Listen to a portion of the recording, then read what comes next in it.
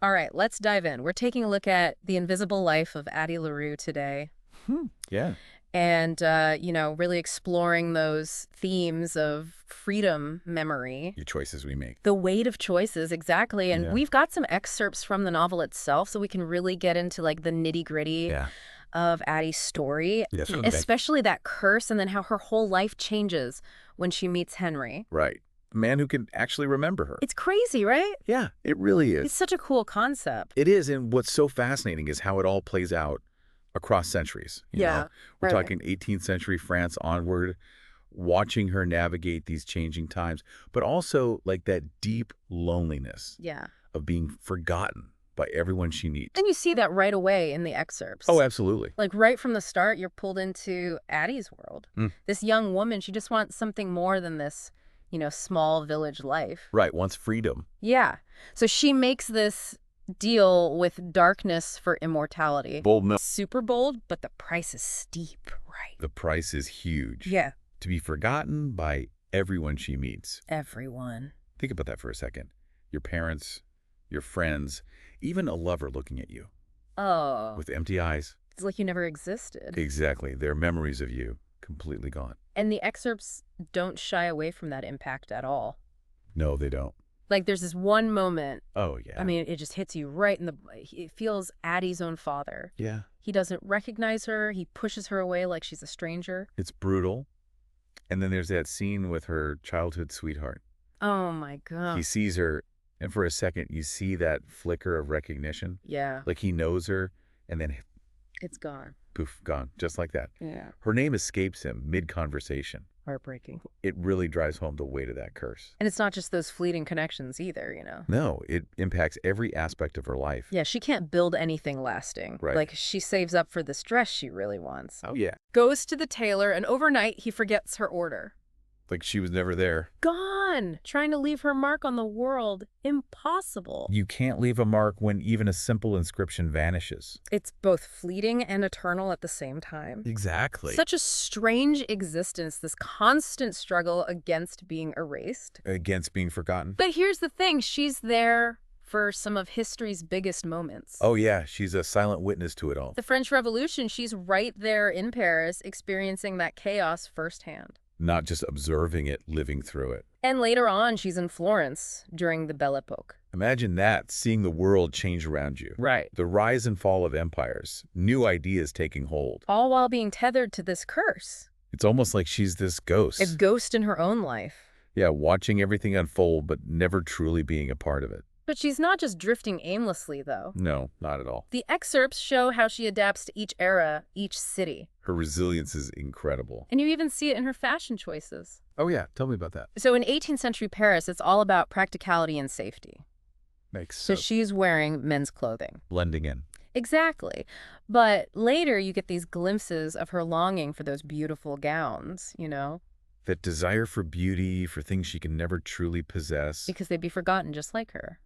Poignant, isn't it? It really is. And you see her resourcefulness, too. Oh, absolutely. She can't hold a job or have a steady income. So she has to get creative. Right. Relying on her wits, her charm. Even resorting to petty theft at times. She does what she has to do to survive.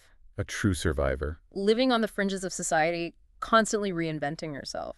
For a world that constantly forgets. It makes you think about how much of who we are is tied to how other people see us. Right. Our identity is so intertwined with those perceptions. But Addie's story flips that on its head. She's constantly creating and recreating herself, yet she's unseen, unknown. A paradox.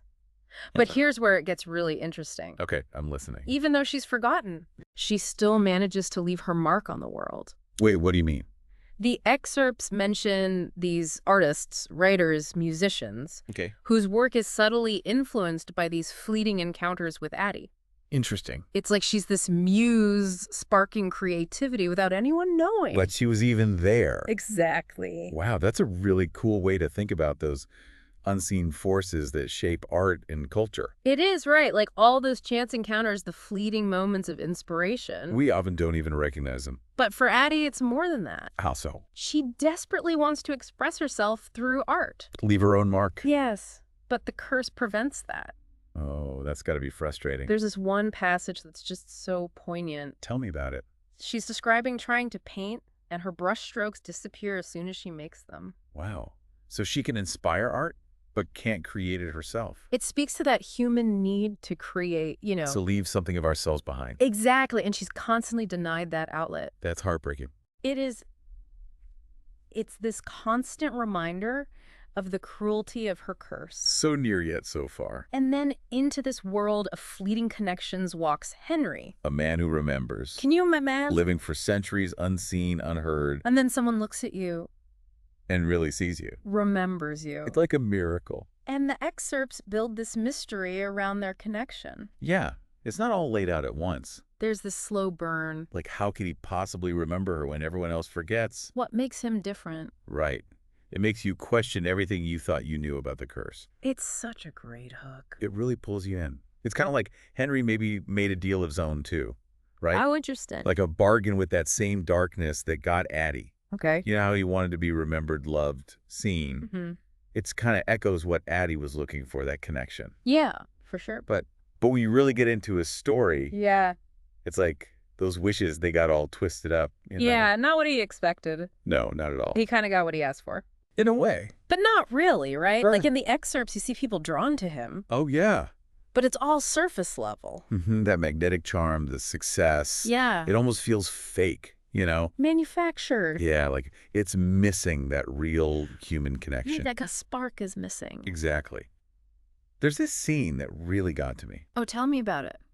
Henry's at this party, right? Okay. Surrounded by all these people who adore him, Mm-hmm. but he feels so alone. Oh, wow. He talks about this feeling like he's a disappointment. Even though he has everything. Even with all the success? And his family? Yeah, even with them, it's weird, right? Like they're happy for him.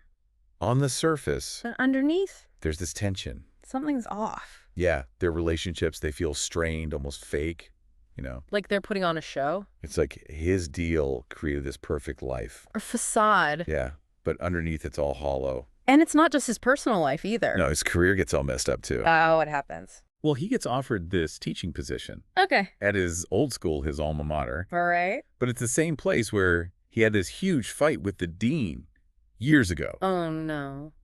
And now this dean is practically begging him to come back. Really? It's heavily implied that Luke is behind it all. Luke, the one Addie made the deal with. That's right. Like he's pulling the strings. Oh, man. It's all connected, you see. Yeah. Both Addie and Henry are caught in Luke's web. It's like a game to him. Yeah, a twisted one. He's manipulating their lives, Their desires. pushing them towards each other. Why would he do that? It's like he's trying to prove something. Like what?